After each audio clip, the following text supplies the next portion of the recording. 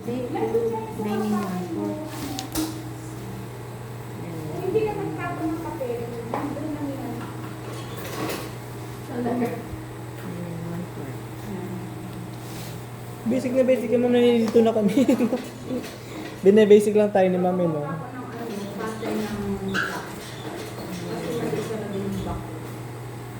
Kaya nakaraan yung estudyante ni mami. Todo posting, no, ma'am. Maraming salamat po sa pagtuturo sa amin. Kahit wala kami natutunan yung una pa lang namin. Pinakita mo sa amin na pinaka-the best ka. Ngayon, marunong na ako magtahi. Sabi ng estudyante, di ka kasi, di mo pa ba nababasa yun, te? Saan? Saan? Hindi, estudyante mo yun, hindi mo alam. Pinost ka, nagpapasalamat sa'yo. Kaya marunong na daw siya lalaki nga yun eh. Tapos, Magaling na magtahi. Estudyante, di ka bakit nga ako no? Ano Ang sabi galing mo? nga eh. Ano Sabi niya yung una, wala akong alam, pero habang tumatagal, natututunan ko. Baka yun yung sinasabi mo na business sa Pumapasok siya nang wala siyang alam. Yun Hanggang na sa nga nakukuha yun. lang dito sa ano. Natuli? Ayun na nga yung sinabi ko. Kulit mo. Punyetang to eh.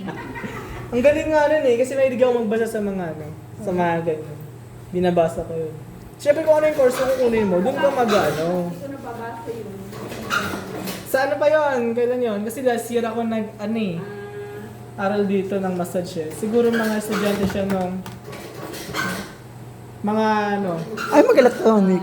sunod ako doon. Pero may pera kasi sa makeup. Sa makeup muna tayo. Mamay ko gaganong ka? May pera kasi. May pera. May naging estudyante kayo sa Nigeria, di ba ma'am? Oo. Taga Sierra Nevada. Oo. Yun na. May pera kasi yun. Kasi, di ba mag-aaral ka, may ganito ka, tapos bibigyan ka pala ng make-up. Pag nadatnan mo yung next year na, tapos nag-aral ka ng ganun, wala na yun. Kasi sponsor sila ng Unilever. O, syempre, taga-gentry tayo, priority tayo doon. Apply ulit tayo pag-graduate dito. Sayang naman yung pera, tsaka yung make-up, yawa naman.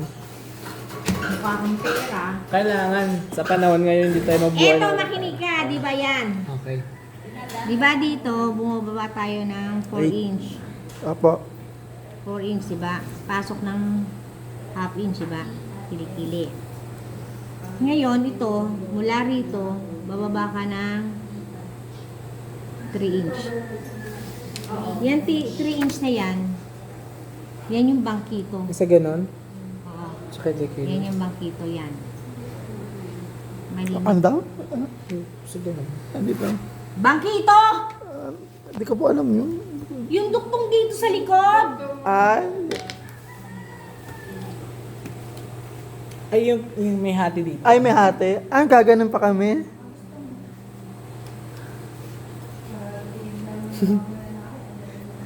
Hindi dyan. Kaya nga yung mga nagpaparepair, sabi, madali lang naman ito eh. Kaya nga eh.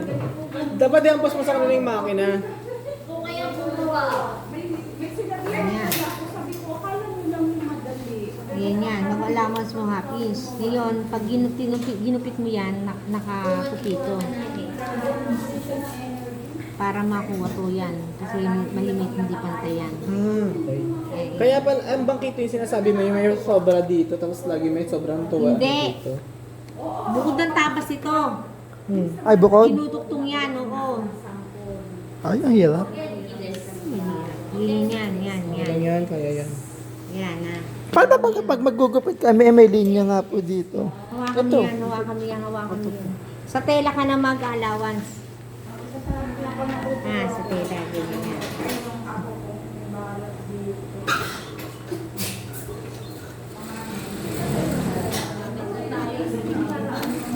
Baka mo to!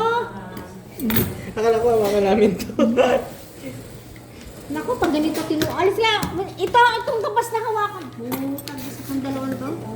Ayan, yan, nasira na, yan. Lawas yan. Sira talaga yun. Mga pangalan niya, ma'am, Jollibee. si Allowance ito. Ganun talaga mga pangalan JC, may pinsan din ako Jessie. Ito, allowance to happy.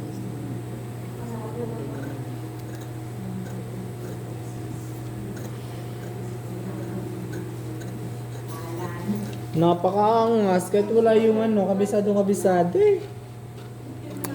Magiging si Dingdong Dantes ka na. Master Kate. Ay, taray. Sakto nga yung pinag-aralan natin, Master Cutter. Mag-apply nga ako ding-dong Dantes. Report din po ma'am. Pero kung dito rin ko pinantsak ko lang, baka mga 1 inch to. Buwasan mo lang, papagod na. Wow, perfect! Hindi na natin nasundan. Bilis.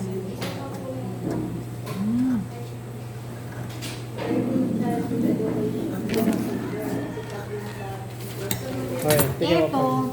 pag gumupit ka nito, 2 piraso to. Okay. Buo to. Mhm. Kaya mag-allowance ka sa tela ng half inch kung itong fastening mo dito patatapos sa tela. Hmm. Yan yung tinatahi na Sa likod. dukot na ganoon. Yung sa likod, yung sa polo ni Kalito. Sa polo panlalaki may ganito yun. Mm. Diba? Yan yung kasi yan, pag tinahiyan nakaganito yan. Ayan, tago mo yan kung yung tela na tapatak sa'yo. Yung sa pay na. Tago mo ha.